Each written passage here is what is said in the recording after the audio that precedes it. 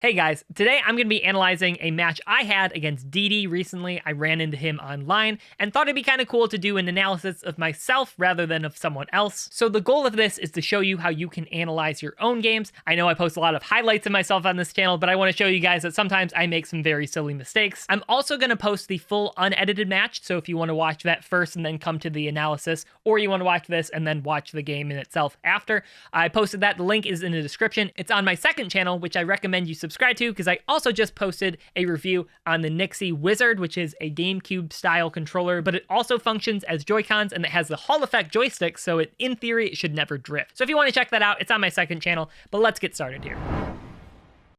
Now, right off the bat, Kirby versus Pokemon Trainer, not a great matchup for Kirby, especially Ivysaur. Ivysaur can be a pain.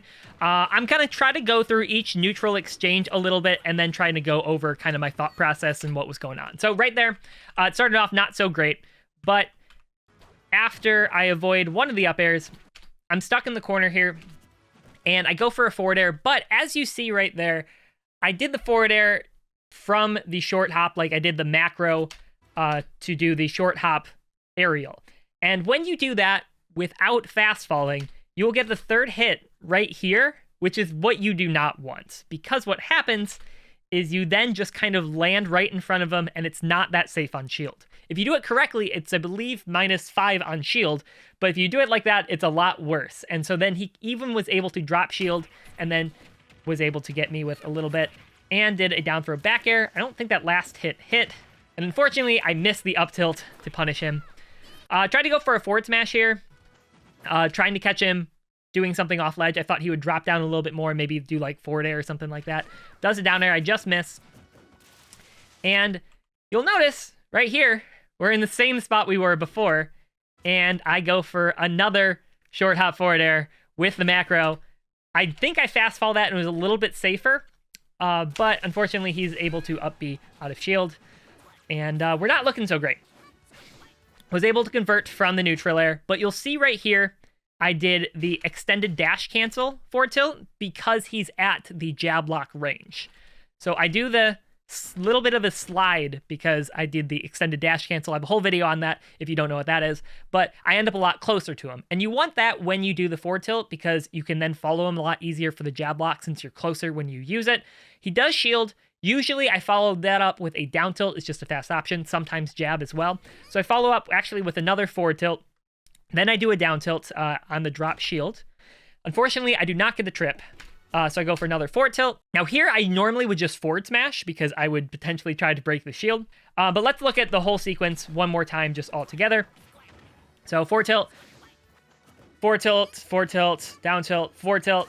And then I go for the forward smash. A little bit later than I normally would, but he actually angled his shield, which I think helped break the shield. Otherwise, it might have just shield poked. And you'll see what I did right there. I think a lot of you would have guessed that. I'm in the corner, and then I do the forward air out of shield. Watching this kind of hurts, because I'm like, why am I doing that? I was trying to catch a jump or something, but I think he knows, hey, when he's in the corner like that, he just does that. So fortunately, I don't do it there. It looks like he was prepping for that. If I would have done the forward air right there, I might have died to a forward smash just right off the bat because he's so far away. Because Ivysaur sort of leans back a little bit when he does the forward smash. But fortunately, I just kind of jump out, get out of the way. What you'll see is that a lot of times he likes kind of hanging under the platforms, which can make it rough for Kirby. I tried to do a forward air there, did not run off platform. I did a dash attack. Just missed the tech roll, or the missed tech roll, and he switches to Charizard. This can be a little scary, but I have the lead because of that shield break. So I'm really just trying to play a little safe. That right there, once I do the down tilt, a lot of times against Charizard will do sort of a fake out, like a neutral air right there. I wasn't really trying to hit his shield, because what I am afraid of for Charizard is doing an up smash or up B out of shield, because they love to do that, or sometimes a grab out of shield too if they want to be a little safer, a little less committal. So I a lot of times will really retreat with the neutral air, not trying to catch a spot dodge or anything like that when if you were to go right in. So I retreat with the neutral air and then just run up and grab. Now you'll notice I did a forward air right there instead of a down throw, or forward throw. instead of a down throw. Most people would do a down throw right there, but a lot of times I like doing the forward throw when I'm close to the ledge because a lot of people will either DI in or just not DI at all, and you can sometimes get a forward air from there. So it was kind of like a little bit of a skill check, and unfortunately he passed. So doing the forward throws near the ledge sometimes can be a good option. Didn't work there because he kind of knows the matchup, knows when I throw, don't DI away. He wasn't at risk of dying or anything, so he had no problem DIing away. And he just kind of hangs out under the platform. See, this can be kind of rough for Kirby because this is why Kirby doesn't like Battlefield. The platforms don't really help, kind of makes it hard to approach because I'm going to have to land eventually, and if I land on the platform, not in a good spot.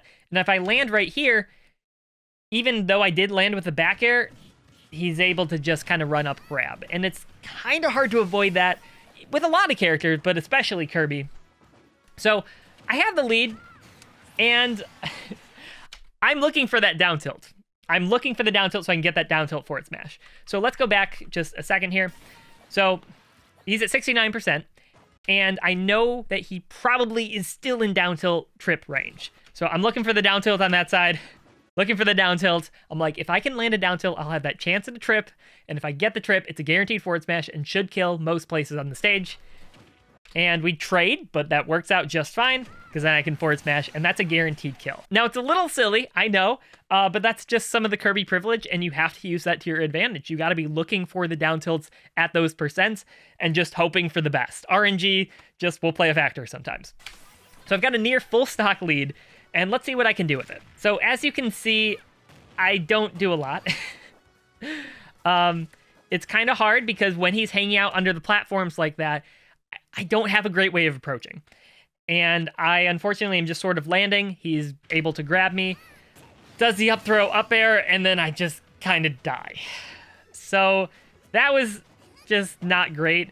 And then he does up air, nair, up B. Yep, that's 53%, and almost killed me. So I tried to cover my landing with that down air right there. Unfortunately, down air, not a great move for killing at low percents.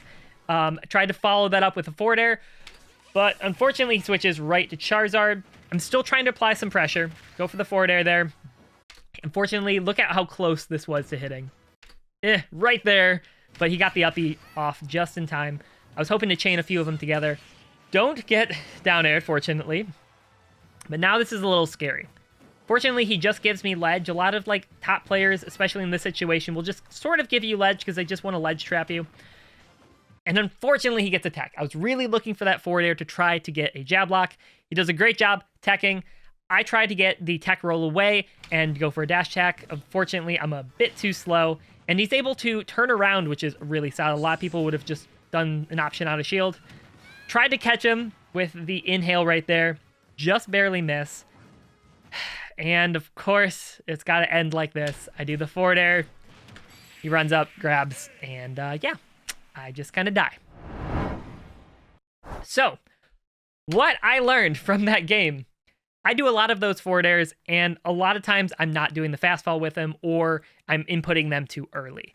And he was just taking advantage of that. Many other players might not take advantage of it too well. They may drop shield after the first hit, something like that. But he was really good at picking up on that habit that I had that I didn't even know I was doing in the moment. So even though he got hit with down tilt less than 70% and died for it, and also got his shield broken, he still played very well, did all the other things right. Like if he would have missed that tech with Charizard at the end, it probably would have been a whole different game. But he did all of those little things right. He DI'd away from the forward throw. He knew I was going to cross up on shield and the dash attack. Those little things kind of add up over the course of a game. So even though a lot of things did go my way during that game, he quickly picked up on a lot of my habits. And he also did a really good job of playing patient under the platforms and forcing me to land and then just going to grab me. I probably should have been using spot dodges a little bit better in that situation. Doing something like a spot dodge down smash would have been really powerful. But I think a lot of times when I'm like super focused, I just have a habit of not spot dodging a lot. And you see that there. I don't think I had a single spot dodge for that whole game, which would have been really useful, especially when he was trying to catch my landings with the grabs. And if you want to watch the full game without it stopping, a link to that is in the description. I know a lot of people don't like me stopping all the time. I just have so much to say about each individual interaction. So if you enjoyed the video, please leave a like and subscribe, but also subscribe to my second channel. It's a little less focused on Smash Bros. And more just gaming and technology in general. So thank you again for watching. I'll see you next time. Peace.